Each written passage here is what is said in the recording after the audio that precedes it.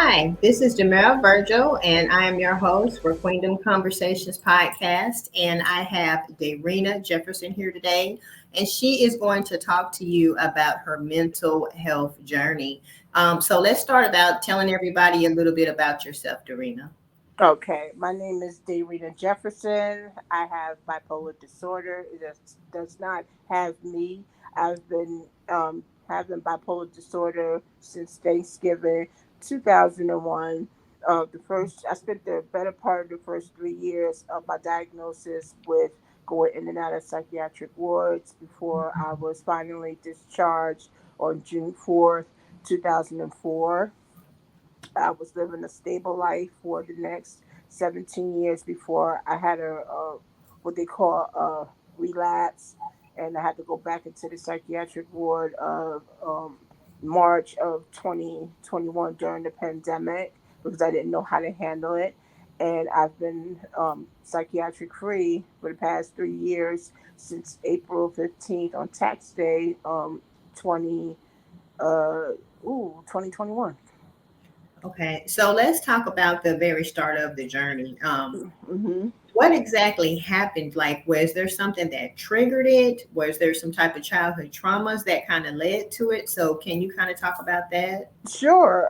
I was with a guy who was playing mind games, and he kind of got like inside my head, and it was a delusion of grandeur, if you will. I thought I was getting married to him, and I thought he was going to propose to me, and that triggered the psychosis, and I wound up being in a psychiatric hospital in Essex County, and that's what started the whole journey of me having bipolar disorder on Thanksgiving Day, and Is everything. this something that runs in the family? Like, are there other women in the family who also suffer from mental illness? On both sides of my family, there are women and men who are suffering from a mental illness. Some that don't want to um, get diagnosed with the fact that they have a mental illness, and some that the one that has a mental illness that already knows it, but it's not getting treated properly. Not that this person doesn't get treated properly with the diagnosis, but they're not taking the right medications what they're doing. So they're doing recreational activities outside of their medications. That's which is not good because the two don't mix. So, what are some of the most difficult times you had? Now, you talked about some of the triggering factors that actually led to it, but once you found out this is what it is, what are some of the difficult moments you had trying to work your way through it? One of the difficult moments was just coming to terms with the fact that I even had the mental illness. I was in a dark space. I was lashing out at family members, and I didn't know how to deal with the mental illness. And then it wasn't until I started to get my tribe together and started going to people that I can trust and love, and asking for support, and I started doing what's called a RAP plan, and that plan is where you go and you get a support system, and you start talking to people, you start doing things that will help you feel better. Okay, so there are going to be ladies that are going to watch this, and they Hmm. may have some symptoms, and there may be some issues going on with them, but they're second guessing themselves, or they just would rather not talk about it because they're not ready to really deal with it. What are some of the emotions? What are some of the things mentally you experience that may help a woman know that this is more than just me feeling this way today? Like, there's some more issues here that are deeper than what I really want to talk about. What are some of the things you felt during that process? Okay, well, for me, it was the mood swings. Like 1 minute I was happy, and the next second I was just starting to cry. So I was going through different emotions that were out of control. So when you feel like that, that's a telltale sign that there's something that is wrong. When you start lashing out for no apparent reason at your loved ones, like if you lashing out at your husband, you lashing out at your children, and if somebody said you're going off at the quote unquote deep end, then that's a telltale sign that there's something more deeper than that. And if you are just, going through a lull of a deep, deep depression that you can't get out of, that's another telltale sign as well. What about sleeping patterns and like eating habits? And were there anything to like trigger it? Let's say something had to happen and then you got upset, or there was nothing at all going on. You were just boom, you were just having an episode. Eating and my sleeping patterns were affected by my psychosis. Like I would be, it was one time when I first was in the trenches of having bipolar disorder. I was up for 96 hours straight, 4 days, Wow. no sleep at all. And I'm like, why am I up so late? What am I doing? And then I couldn't sleep. I'm just like, that was a telltale sign that I needed to go to the hospital to get checked out. And so is it that you're just thinking all the time? You're just overthinking. It's like your mind is just constantly going, going, going, and like you can't stop the thoughts, like you can't shut it down to be able to get sleep because your mind is still processing no matter what you do. Absolutely. Oh wow. Racing thoughts will get you all the time. If your mind won't shut off when it's supposed to shut off, if you're Oh not willing to, if it's not willing, but if it's not willing to like shut down for you to go to sleep, it will keep you up all night and you'll start asking yourself, what is going on? Why can't I sleep? And you'll be afraid. oh my. So So what about medications? Because I do have some friends who have struggled with mental illness, and one of their main complaints is the side effects. A lot of times they refuse to take the medicines because the way it makes them feel on a daily basis. So did you struggle with that as well? in the beginning, I struggled with the weight gain because I used to be 150 pounds. Mm. Since having these medications, I've gained over 100 pounds easily. I mean, within like the in the beginning, that was 20 years ago, I was already in the excess of 250 pounds within 6 months, Oh wow. and I've never come down off the 200s yet. And the only thing I can say about that is that just comes with the territory of having the psychosis, of having bipolar disorder or any other mental illness. Don't not take the medications just because of the side effects. The side effects to any medication, whether it's mental illness, mental antidepressants, or whether it's anything dealing with cancer, like chemo has a side effect. There's a profound side effect from what I heard. There's medicate the side effects when you take your HIV medications. There's side effects to every medication, so you got to look at it from that angle. I mean, having an antipsychotic um, drug that you take doesn't make you any different. You know what I'm saying? It means that you have to take the medication. And don't let it take you. I mean, you take it as prescribed. If you and it's a trial and error thing. You're not going to always get it right. So when you take it, and if it doesn't make you feel better, then you have to talk to your psychiatrist. So let's just give a roundabout number. How many times do you think you went to your doctor and said, this is not working for me, so I need something else? At least four. And how long do they tell you to wait until you're sure that it's working or not? Like, what's the time frame? Do they say 90 days, 6 months before you come back and say it's not working? 30 days. 30 days. Okay. So, as far as a healthcare provider, the very first doctor you went to, is that the same doctor that you've always had, or was it a challenge just really finding somebody that you actually connected with? Both. It was a challenge. It was trial and error, and it was because I moved a lot. When I was dealing with one psychiatrist. The person, I'm not gonna say who it is. This person only just dealt with my mental illness. This person didn't ask how I was feeling or what I was doing to help myself feel better. Like what did I need? This person wasn't interested in that. They just wanted to prescribe the medication. The one that I have now is excellent. This person probes, they ask questions. So and it's the where I'm at in the location. So if you have to get someone that you feel comfortable with, and location is key. You gotta be able to get set your psychiatrist Mm. so you can And get the so medication. you don't only take medicine, you actually speak to a psychiatrist and you take medications. Right. This psychiatrist prescribes the medication to me. Okay, so what are some things that you do outside of taking medications and then outside of talking to your psychiatrist? What are some things you would tell women to try to do to maintain having a peaceful mindset throughout the day? Like, what is some of the things you do within your routine to kind of keep you going every day? I meditate. I pray all the time. I tried to go out. You have to go outside once a day to get fresh air. I don't care how hot it is. I don't know where you're at, but where I'm at, it's a heat wave and it's hot.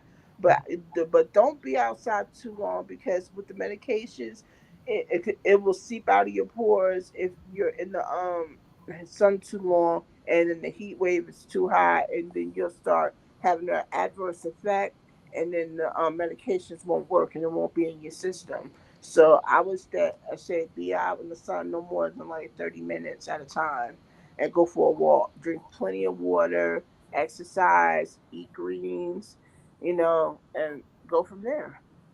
So once you tell people that you suffer with bipolar disorder, especially family and close friends, people who are not in your rap plan circle, how do they respond to you? Do they make you feel comfortable, or do they make you feel out of place? Or sometimes do you feel like conversations are not the same when you come around because they don't know how you respond because you've had trigger type situations in the past? Do you see a difference whenever you I come do. around?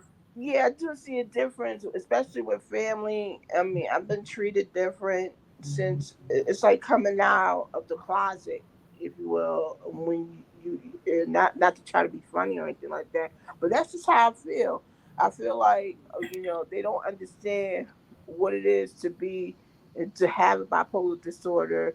I think a conversation needs to be had at the dinner table, and then we need to sit there and talk about for me what it means to have a bipolar disorder, and just open up the conversation. Right now, it's not that I'm at odds with my family. I just think the conversation needs to be had so they can understand better what it means for me and what it means for me to be living with bipolar disorder, because I'm the one that's living with it.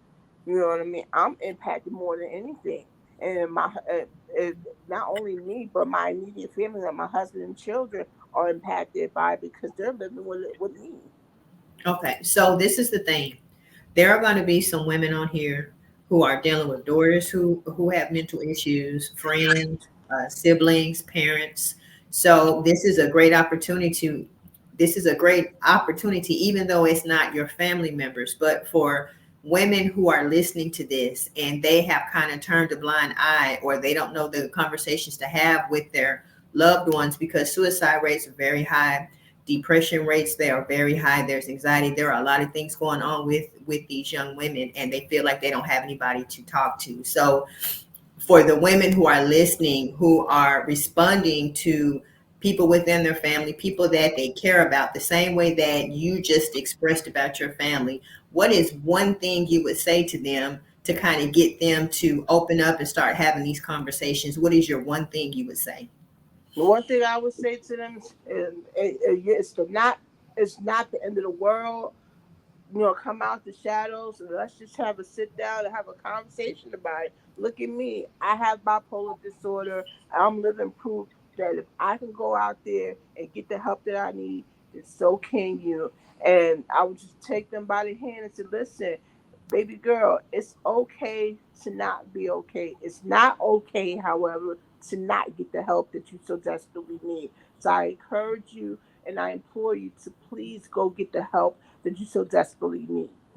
And there are a lot of women who feel like nobody understands them, and then they feel like they're alone. And the reason why I started this podcast is because I wanted women to understand that you are not alone. There are so many women in this world who are out here. Some they're in your atmosphere and you're just not aware of it because we are not having conversations that everything that we are dealing with, somebody has experienced it. God has brought somebody through these same challenges that you are going through right now, and this is a very important podcast. This is a very important topic because whenever you talk about mental health, even going to a psychiatrist, even going to a counselor, even sitting on somebody's couch, like even just having conversations, people tend to shut down. And so, what is some advice? Let's say that you go back to your younger self in the very beginning of your journey, because this is a lot of women right now. There are a lot of younger women that are watching this. What advice would you give yourself in your younger years as far as your journey? Like what would you go back and tell yourself about your journey to where you feel like it would actually help you? I would say to my younger Darina, I would say, "Come on, Darina, you got to get through this." Because at the time, I just only had one child. I said, "You have to do this for your son. You have to do this for Tyrese. You know, you got to do this for him. He needs you as his mother. So come on, let's come out of the shadows, come out the trenches, and let's go get us the help that we so desperately need." Amen to that. Okay, so are there anything else you would want to say to the ladies out there before we wrap it up? Is there any advice, any quotes, any affirmations, scriptures, anything you would want to end this with? Yes. Um, don't let the medication take you. You take the medication, and don't let the psychosis overcome you. You combat and overcome the psychosis, and just take it one day at a time. And if you want, I mean, look at me. I'm living proof. I have 5 businesses. You know, I just started a sneaker launch about 2 weeks ago, and you can find. Can I tell them about where they can find? Yes, tell them everything you're working on because women need to see that even though you are struggling with this, you have still moved on, you are still successful, you still have companies you are running, and like this is not controlling you and that you have control of it. So they need to see this. So whatever you're working on, talk about it. Okay, well, I have a podcast. It's called Nina. I am not my illness, which centers around me have a bipolar disorder and how I'm resilient, and I've overcome it. It's on Spotify, Spotify for podcasters.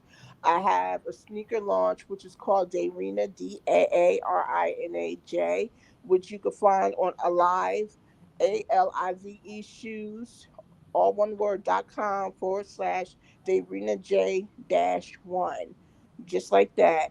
And I'm working on a book with the same title as the podcast.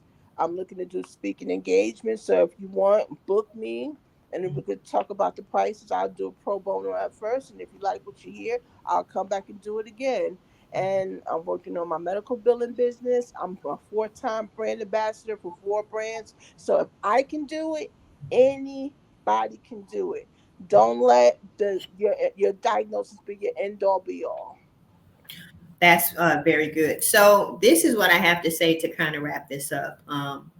There are a lot of people who will not go get counseling. There are a lot of people who, whenever you even mention going to see a psychiatric or a counselor, or even a life coach, or even if you say you have mentors, sometimes you are looked down on. And it's very important to be able to have people in your life that you can have conversations with, healthy conversations, people that support you, people that you can be honest about the way you're feeling and release some of those negative emotions. And so for any woman who is watching this and you are concerned about the way somebody else they may feel, or you have been trying to hide different things you have been dealing with, it is nothing to be ashamed of. There are resources out there that you can find that can get you the help you need.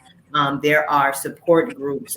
There are a lot of different avenues you can take to get a support system around you, because suicide rates are very high. There are so many women who are laughing and smiling when they're outside, and once they get in the house and then their door is closed, they are fighting. There is a fight and a battle in them, inside of them, just to want to live another day. So she is a witness that this is her testimony. She is a witness that even though you are dealing with these things, that you can still have an amazing life. You can still flourish. You can still operate in whatever gifts that God have for you. So get the help you need, ladies. Okay, you don't have to be ashamed. It doesn't matter how people look at you. It doesn't matter what people say about judgment. This is your life, and you were put here for a reason, and we all have a purpose, and we all have gifts, and you deserve to have an amazing life. You deserve to live a life that God wants for you.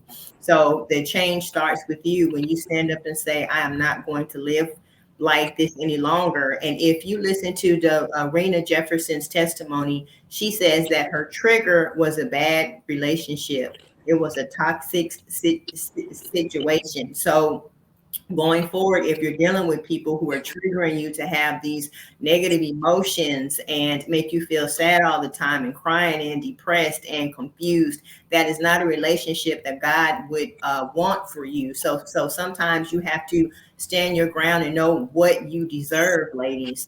So with that being said, I hope you all have a blessed day. I want to thank you for coming on to my show. And she's giving you all of her social handles so that you can follow her. So you ladies, please go follow her and support her. And again, I am Demira Virgil, and this is Queendom Conversations Podcast. You all be blessed. All right. Be blessed, All guys. right, bye. Bye bye.